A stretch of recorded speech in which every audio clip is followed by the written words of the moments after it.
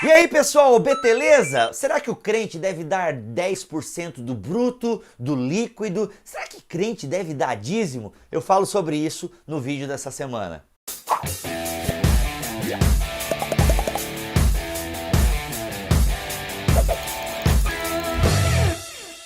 É incrível que em 2017 nós ainda estamos discutindo dízimo, se crente deve dar, se crente não deve dar, e é lei e não é lei, e por aí vai. Infelizmente é um tema polêmico e não deveria. É polêmico por quê? Porque nós somos gananciosos, capitalistas, e quando envolve dinheiro, a gente quer dar um jeito de burlar ou a gente quer dar um jeito de usar para o nosso favor. Eu vou tentar então brevemente sintetizar esse assunto do dízimo, porque tem vídeos longos, tem vídeos curtos na internet, e eu quero então trazer aqui a nossa resposta para esse canal, já que alguns de nossos web espectadores pediram a nossa opinião sobre isso. Gente, dízimo, o dízimo é uma lei do Antigo Testamento para o povo judeu, que visava a manutenção do templo e a manutenção dos levitas. Ah, mas tem o dízimo de Abraão, que era antes da lei, antes do templo e tudo mais. Então nós já percebemos que essa prática do dízimo, ela está fora dos cercados de Israel. Era uma prática do Antigo Oriente, provavelmente. Mas em termos de lei, em termos ali para o povo de Deus, o dízimo ele é instituído com Moisés e todo o avanço que Moisés vai fazendo com as leis para o povo de Israel. Inclusive é nesse contexto do Antigo Testamento, da Antiga Aliança, que nós temos o famoso Malaquias 3:10, que é utilizado: se você não der dízimo, você está roubando a Deus, e ladrões não vão para o céu. Ah, você que não dá dízimo, tá aí, você tá... Como é que é o nome dos demônios, cara? É o devorador, não é? É o devorador e não sei quem mais. Eu vou pegar a Bíblia aqui, porque aqui é só o Novo Testamento. Mas é o devorador, você tem que repreender o devorador. E cara, eu fico imaginando um demônio em forma de gafanhoto, sei lá como é que é, vindo, né, na família do cara, porque o cara não dá dízimo. Perdeu o seu carro na enchente, irmão? É porque você não tá dando dízimo, você tá roubando a Deus. Ou seja, Malaquias 3:10 é erroneamente utilizado, porque ali nós estamos falando de um contexto para o povo da Antiga Aliança. Ah, Bibo, mas Jesus fala em Mateus 23 sobre o dízimo, que a gente deve dar o dízimo e muito mais. A gente quem? Vamos prestar atenção no contexto em que Jesus está falando sobre o dízimo ali em Mateus 23. Não é para nós, queridinhos, não é para os seus discípulos, é para os escribas e fariseus. E muitas coisas no ministério de Jesus, elas são voltadas para o povo judeu. O cristão tem que se circuncidar?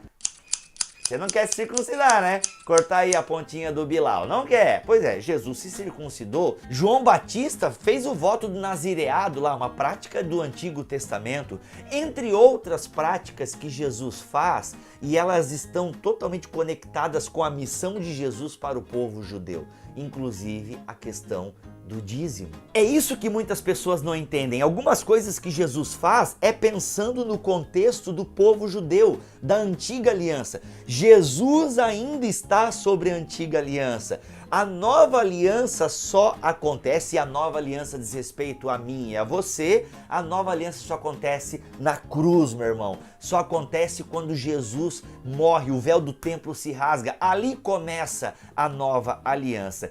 E na prática da nova aliança, nós não temos mais o dízimo. Ah, mas e Hebreus 7? Hebreus 7 fala do dízimo, mas o contexto ali não é sobre a prática do dízimo. O contexto ali é sobre a superioridade do sacerdócio de Melquisedeque, que é um espelhamento do sacerdócio de Cristo.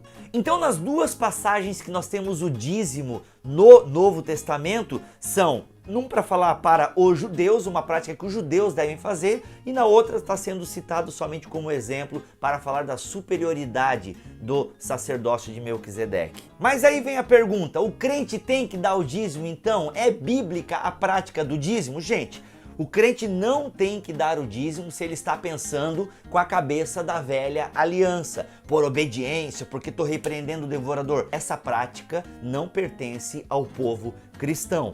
O cristão, ele tem uma outra maneira de lidar com as questões financeiras. O Novo Testamento apresenta como prática da igreja as ofertas generosas. Ele apresenta como o povo que está suprindo a necessidade dos santos. Essa é a prática dos cristãos. Eles não praticam mais o dízimo. Eles não têm mais a obediência da lei nesse sentido. Inclusive, para tudo, ouça este BTcast aqui, gente, porque você vai entender o relacionamento de Jesus com a lei e dos cristãos com a lei. Ou seja, nós não damos dízimo em forma de obediência, não existe mais essa de obediência à lei mosaica, é onde o dízimo se enquadra. Agora os cristãos que estão na nova aliança praticam a generosidade, as ofertas. Então o cristão não deve dar o dízimo por obediência à lei de Moisés, não. Ele dá ofertas porque ele obedece à lei de Cristo. E a lei de Cristo é a lei do amor, é a lei sacrificial. E essa lei,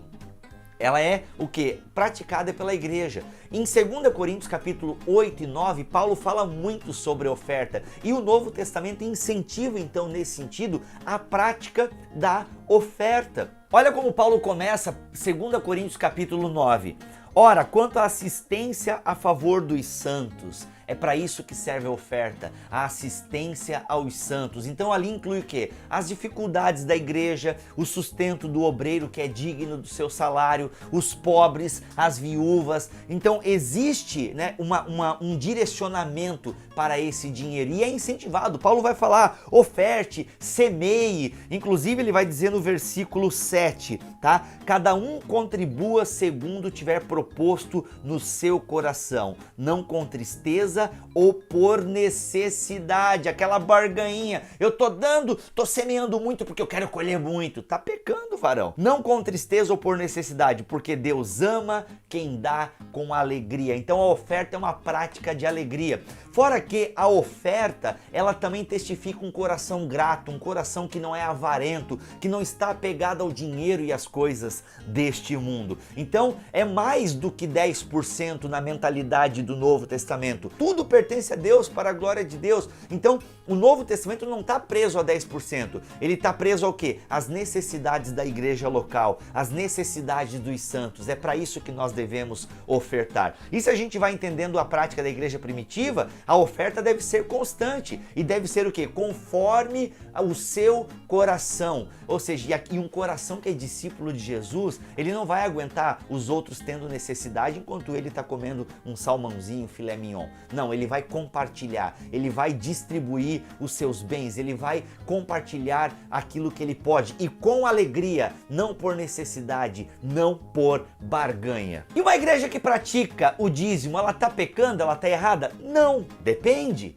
Se ela utiliza o dízimo como uma maneira de barganhar com o povo e fazer o povo dar e botando medo porque o devorador está chegando se você não dá dízimo, ela está errando e está ludibriando o povo. Porque não existe no Novo Testamento essa de você obedecer uma lei e assim você vai impedir ações de devoradores e tudo mais. Não existe. Então se a igreja pratica com base em Malaquias 3:10, está errado. Agora, uma igreja que pratica o dízimo como uma medida matemática para orientar o seu povo, os seus membros, eu acho super válida. Por quê? Nós geralmente somos assim, meio mesquinhos, meio avarentos, e a gente, quanto é que eu dou de oferta? A gente faz essas perguntas bobas, né? A gente não, como a gente não olha por mão, a gente não enxerga a necessidade. Então, use o 10%.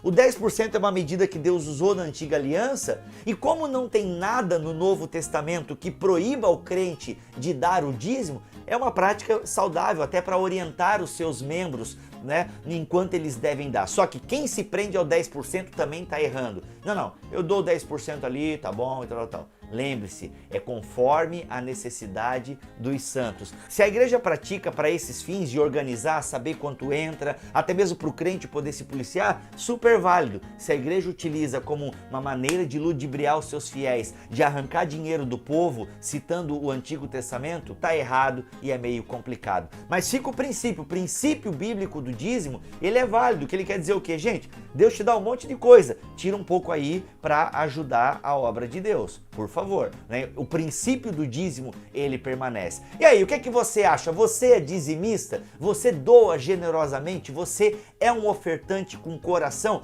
E o Novo Testamento é tão ousado, isso Jesus vai falar. Se tem raiva no teu coração aí, maluco, se tá com o coraçãozinho cheio de treta, nem oferta dê. Vai se consertar com o teu irmão primeiro, ok? Se você curtiu esse vídeo, distribua aí nas redes sociais, compartilhe, dê joia, né? Clique naquele polegarzinho assim, que isso ajuda a espalhar o vídeo por aí, e dê a sua opinião aqui nos comentários. Um forte abraço, Deus abençoe a todos e até o próximo vídeo, se ele assim permitir.